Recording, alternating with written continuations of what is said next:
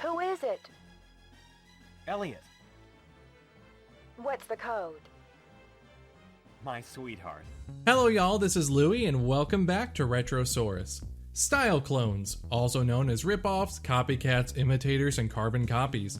This concept refers to games that imitate or adapt the style of more popular games for their core designs, while occasionally bringing something new to the table. This concept is fairly commonplace within the realm of gaming, as imitation can often bring about new ideas or design choices that will inevitably promote new growth or competition within a given genre. Although more often than not it's typically used at an attempt to piggyback off the success of more popular titles. Horror games specifically come to mind, as imitation and style cloning seems to be the backbone of the genre. Modern horror unfortunately has gone down the path of copying Amnesia: The Dark Descent time after time, losing what little gameplay interaction there was with each new cheap imitator that releases. I personally am severely allergic to the concept of walking simulators, and I really wish horror devs would get their heads out of their asses and stop being absolute butt munches and start making games that aren't lazy haunted house simulators. I'm looking at you specifically, Bloober Team. Blair Witch was one of the worst games I've ever seen in my life, and you should be. This wasn't always the case, as during the 5th and 6th console generations, there was a different, more gameplay oriented style that was cloned to heck and back. During the late 90s, Resident Evil was still the reigning champion of horror, so horror games would mostly adhere to the RE school of design. Games on the PlayStation, Sega Saturn, N64, and PC would all see their fair share of Resident Evil ports and clones that would even branch out into non-horror genres, as 3D game design was still young and developers were still trying to figure out how to make character movement and gameplay all work in that added dimension thing. But today, I'd like to look back at a console that is easily one of my favorite video game systems of all time, whose horror games attempted to iterate on the Resident Evil design, the Sega Dreamcast. See, I like things. You guys always say I don't, but I really do. Here's something I like. Let me give a little background about my experience with the console. The Dreamcast was my first Sega system that I properly owned and purchased with my own money several years following its untimely demise while I was still a fresh-faced emo-adjacent teenager in high school. Sadly, I missed out on the true Dreamcast experience when it was the new hotness, so I don't have the exact nostalgia factor clouding my judgment. The system is widely known for its fantastic arcade ports, strong first-party original IPs, and its adorable little memory cards with a screen. They got a little screen. You can play them. The console is also home to a multitude of strange or otherwise unique games that have fallen into obscurity over the years. Quite a few of these games attempted to cement themselves as the Sega version of other popular franchises found on Nintendo and Sony's home consoles. Style clones and imitators from all across the spectrum would find their way to the Naomi-powered Dreamcast. Quite a few unique horror titles made their debut on the system, though many of these would fall into obscurity over the years. The most famous of these Dreamcast horror classics include Blue Stinger, Illbleed, D2, Seven Mansions, Ghastly Smile, The Ring, Terror's Realm, and Carrier. Luckily, several have seen a resurgence in popularity on platforms such as YouTube, Twitch, and Mixer, may he rest in peace. Popularity here is subjective and relative to how obscure many of these titles are, but content creators in the retro community and the speedrun community alike have begun to breathe some life into these discarded and forgotten gems on the system.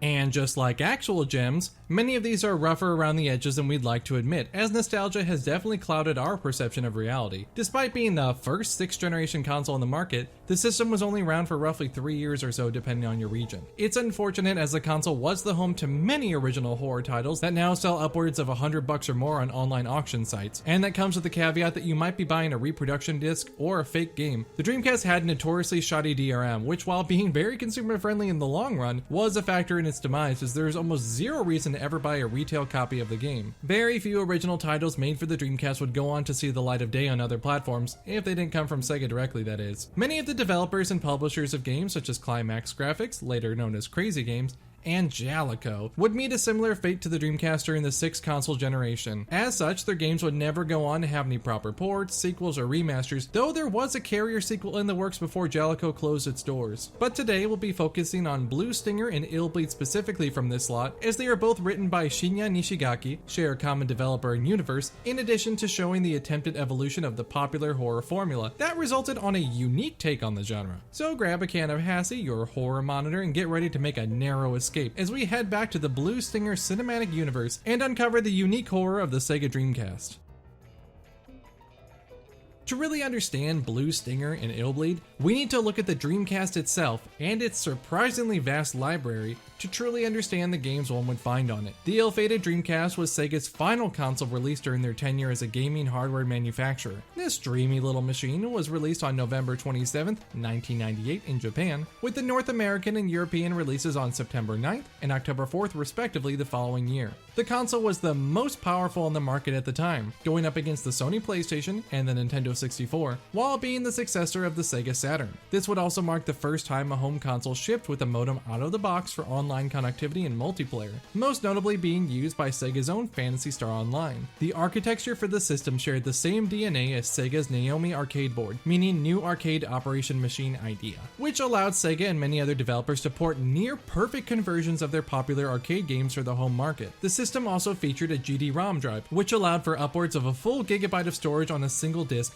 with higher quality sound and video compared to CDs. Even the memory cards for the system were themselves microconsoles that could be used unplugged from the system to play minigames and multiplayer games, not unlike Bandai's Digivice Digital Pets. Really, the console was groundbreaking at the time, and I'm getting excited just thinking about all the cool shit Sega did with the Dreamcast. Sadly, the system only existed in official capacity until around March 2001, after years of poor business decisions and competition forced them into bankruptcy. After restructuring themselves as a third-party software developer, and being purchased by Sammy Holdings, Sega would begin porting and sequelizing many of their Dreamcast-era IPs on their 6th generation console successors, the Sony PS2, the Nintendo GameCube, and introducing the Microsoft Xbox. Despite the fact the system's official lifespan was a skosh under 3 years, roughly 620 games were released across all regions, with Japan retaining many exclusives and seeing a boom in homebrew development by Japanese indie developers. If you remember in the last episode, the N64 had a mere 388 titles across all regions, so it's impressive what the Dreamcast accomplished in comparatively less time. And speaking of the library, the Dreamcast was the home of a plethora of unique and quirky titles with heaps of experimentation in both first and third-party developers. Sega came out swinging at launch with Sonic Adventure, Sonic's first true 3D game, and would go on to release more colorful, funky titles like Jet Set Radio and Space Channel 5, which are two of my favorite games of all time. Sonic Team would also release the groundbreaking Phantasy Star Online, the first online RPG for consoles, worldwide in 2000, which still has a small but dedicated fan community to this very day. And we can't forget Shenmue, one of the most expensive games ever made that will sadly never see a proper end because Yu Suzuki could not keep his word. I regret giving him $5 during the Kickstarter. Can I get that back? Third-party support for the console was quite strong, with classics such as Power Stone, Soul Calibur, and Ready to Rumble Boxing launching alongside the system, making it one of the strongest launch lineups that I am even aware of existing. I mean, I lived through the Nintendo DS trying to shill Sprung alongside Super Mario 64 DS, so I have seen worse. Sega was determined to make the Dreamcast the must-own console of the generation, and they seemingly spared no expense trying to push the envelope in what their new hardware could do compared to their rivals. As the system gained more and more support, even big Sony franchises started to make their way to the console in the form of ports or exclusive titles, specifically the Resident Evil series.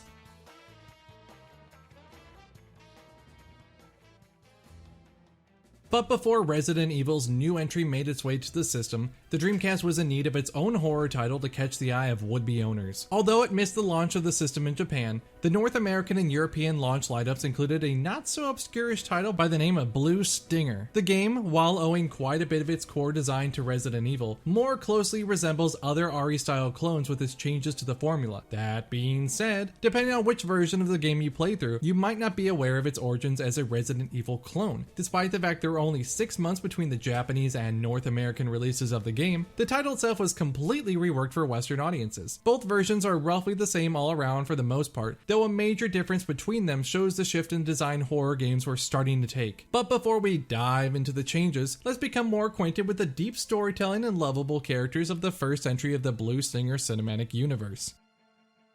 The game is set in the future in 2018 off the coast of Dinosaur Island, a deceptively named island devoid of any dinosaurs whatsoever, where a strange viral outbreak has transformed most of the inhabitants of the Biotech Corporation-owned resort into what looks like Disney versions of Dead Space necromorphs. We find our hero, Elliot G. Balad, that's just one L and one T for some reason, a member of ESER, the Emergency Sea Evacuation and Rescue Team, as he and his friend Tim enjoy a fishing trip off the coast of the island. Soon a mysterious glowing object falls from the sky and creates a barrier around the island, trapping find Tim in a strange stasis. Can we get some Hex Go Burr in the chat for Tim? The energy takes on the form of Tim's good luck charm, Nephilim, a blue mute fairy-like creature who can fly around and do all sorts of bullheck or something. Over the course of the narrative, we meet our second playable character, Dogs, and later Janine, one of the only female characters in the game. That seems to be a common occurrence in some of these types of games, as I've just completed another Dreamcast horror game by the name of Carrier, which also only features a single female character named Jessifer of all names.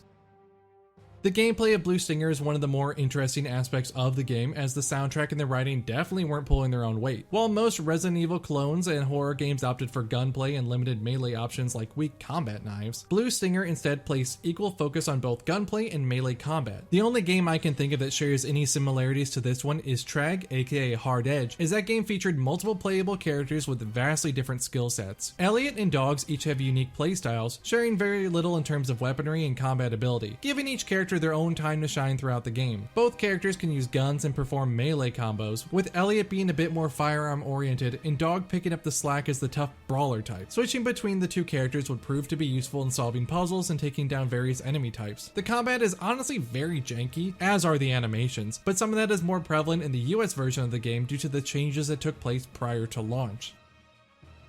As I mentioned, the Japanese and Western versions of Blue Stinger differ greatly in one aspect that completely changes the feel of the game. The original Japanese release was much more straightforward Resident Evil clone with fixed camera angles and tank controls, but still features full 3D environments like its distant cousin Dino Crisis. The presentation style made the game very tense and suspenseful, as it stayed true to its horror roots despite not being very scary at all, to be honest. Then again, I'm the type of person who falls asleep during atmospheric horror experiences, so take my opinion with a grain of salt. But in 1999, the style had begun to feel stale and outdated after 3 core Resident Evil titles, not counting re-releases, the original Dino Crisis, and countless style clones had already flooded the market with similar experiences. Around the time of the Japanese release, Western game publicists and journalists got their hands on the game and oh boy, they were not happy campers. Critics complained about the controls and camera angles, causing the developers at Climax Graphics to completely redesign the camera and control system for the game. During this 6-month wait, the perspective was changed to a third-person over-the-shoulder style, giving the game more of an action arcade feel as opposed to the tense traditional horror design of its Japanese counterpart. The player controls were tweaked as well to allow players to reset the camera behind themselves to better focus on enemies and traverse the questionable world design. While this change was not completely successful at retaining the tense horror atmosphere, nor did the revised control make this game any more enjoyable, it did signal the experimental phase horror games were starting to enter. Critics did praise the new control style despite its flaws, as the new third-person perspective allowed for a relatively unseen, action-oriented approach to horror games. Many of the ideas from Blue Stinger would go on to directly influence Climax Graphics, later known as Crazy Games, sophomore release on the console,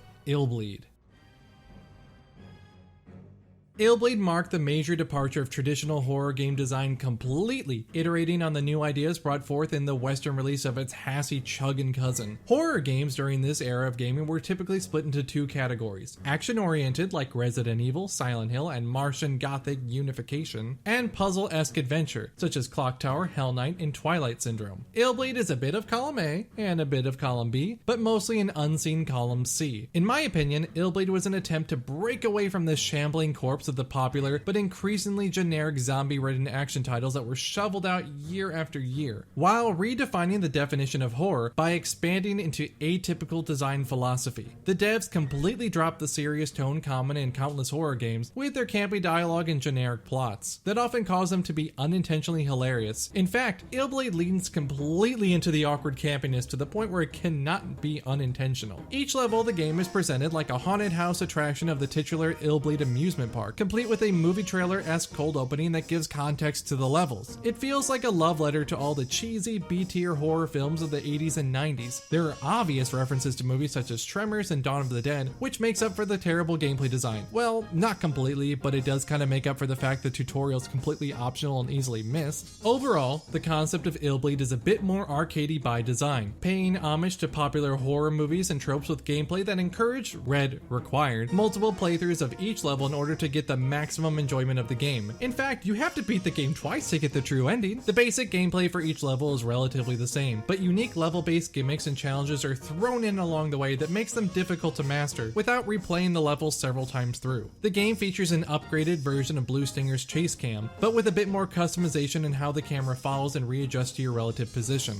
Occasionally, the game uses fixed camera perspectives for combat sections, but the controls relatively stay the same, for better or worse. Although there is combat, it is rarely the focus of the game, especially once you get the hang of the horror monitor and memorize all the trap locations in the game. This is actually one of the more unique and interesting aspects of the gameplay. You're given a device called the horror monitor, which displays the character's 4 senses: sight, hearing, smell, and 6th sense. I know, just go with it. Using your senses, you try to pinpoint and mark the various traps present throughout the rooms. Tripping a regular trap will cause bleed damage to the player, which will drain health over time if not remedied. Failing to mark a combat-related trap will cause your character to fall flat on their bum and be left wide open to attacks from enemies. It's not perfect, but it's probably one of the coolest ideas I've seen in a horror game, as it makes the game feel like a giant puzzle. The combat is somehow worse than Blue Stinger's, but it feels a bit intentional as all 4 characters are high school students with little to no combat ability, though Discount Brock looks like he knows his way around a frying pan. It doesn't make it any more fun to play, but at least it fits the tone the game is going for, lest we fall into ludo-narrative dissonance territory. To be completely honest, I don't think Illbleed is a very good game at all from a gameplay point of view. It's one of the most infuriating games I've ever played in my life, and it boggles my mind how expensive it is to find this game nowadays. But from a perspective of someone who loves experimental, weird, or otherwise trashy games, Illbleed is a rare treat.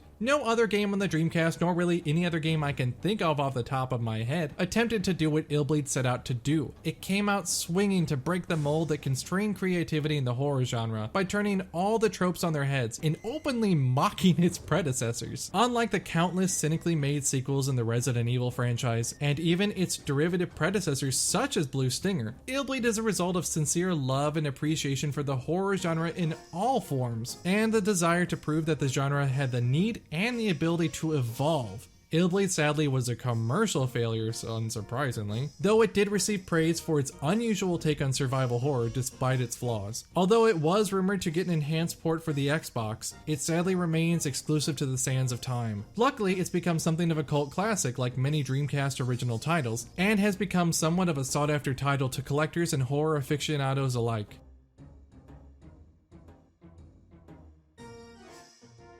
While they may not be the best playing games in the genre or even on the Dreamcast, Blue Stinger and Illbleed had a profound effect on the horror genre and third-person game design as a whole. What began life as a console-exclusive imitation of Resident Evil went on to evolve into a unique experience that has yet to be duplicated or even imitated. As with many of the exclusive or original IPs to grace Sega's ill-fated machine of dreams, you cannot deny the unique quality and design of the games you'll find on it. Modern gaming owes so much of its success to the risk in the experiments of titles such as these that changed the landscape of video game design during the 6th console generation. It's just a bit heartbreaking that, despite all their flaws and questionable designs, so many of the influential games in the Dreamcast library are seemingly doomed to obscurity. And that's it for me. Thank you so much for watching this episode of Retrosaurus. Make sure to like, comment, and subscribe. If you liked the video, give me a thumbs up. If you didn't like it, give me a thumbs down. Share it with people you like, share it with people you don't like. Go throw me to the wolves on Reddit. If you're interested in supporting the series on a more personal level, make sure to check out the Patreon. There's a link in the description, or you can find it by searching for KyoryuHunter. And you can find me on all social media networking sites at KyoryuHunter, which is easier to spell than it is to say. But that's all for me. Thank you again so much for watching this episode of Retrosaurus. My name is Louie, and I will see you next time. Goodbye.